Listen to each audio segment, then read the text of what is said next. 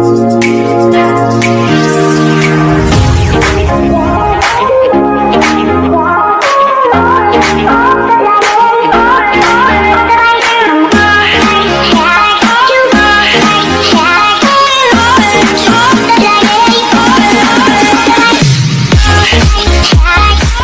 back to my channel, Topakon Food Travels. Now, nasa daanan na naman kami guys, which is papunta na kami ngayon sa forest camp area, which is it will take 3 to 4 hours yung travel namin, and yung makikita nyo talaga, which is talagang forest yung pupuntahan natin.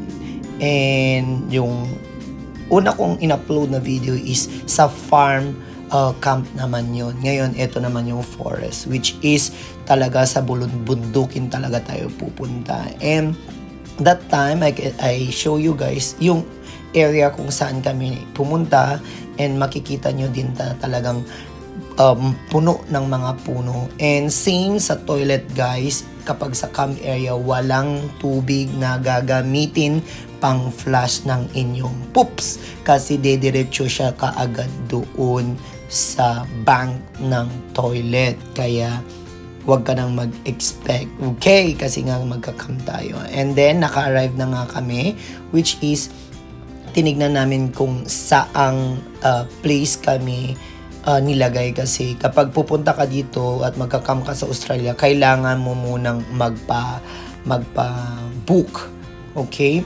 Hindi yung basta-basta pupunta ka lang dyan, okay? And yun nga, linibot namin yung area kasi one way lang yun. Kailangan mong umikot one way. Hindi ka pwedeng magkasalubugan together sa ibang sasakyan. And so far, malapit naman kami sa toilet. Pero talaga guys, walang kailaw-ilaw dyan paggabi. At maririnig mo talaga yung mga tunog ng mga ibon. At sobrang tahimik. That day, ang ginawa lang talaga namin is kwentuhan, nag-burn fire, and ayun, wine, nag-drink ng wine, and of course, yung mga steaks nila, yung mga meats nila dito. And eto na yung camp area namin. We talk about how to locate all those things na kailangan naming isettle, and nag-decide na rin kami kung ano yung posisyon ng sasakyan. At eto na nga guys, na-set na namin. And then, ayan yung itsura niya. And that day, hindi ko na na-videoan guys yung gabi, kung ano yung mga activity namin. And yung video kong yan is nag-aayos na kami kasi aalis na kami ulit sa camp area na yan. Kasi pupunta kami sa next destination namin, which is natulog lang kami dyan ng 2 days. Okay, second day of camp. And our chef today is Mr. Kang, the chef today. Yeah, he's cooking right now. Wow. Now this is, we call it camp. What a nice experience. They want us to experience man. Now it's raining, oh my. They say, before you leave Australia, you feel this. Okay.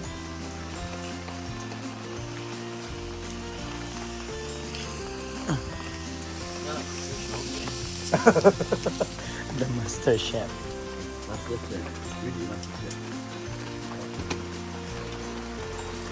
야 이거 비닐 씨가 이거 다 넣어? It's getting stronger. 종이컵을 먹자.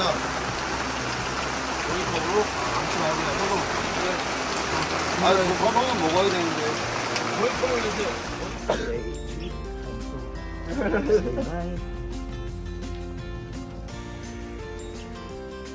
And this time guys, ito na yung araw na nag-aayos na talaga kami ng gamit kasi lilipat na talaga kami.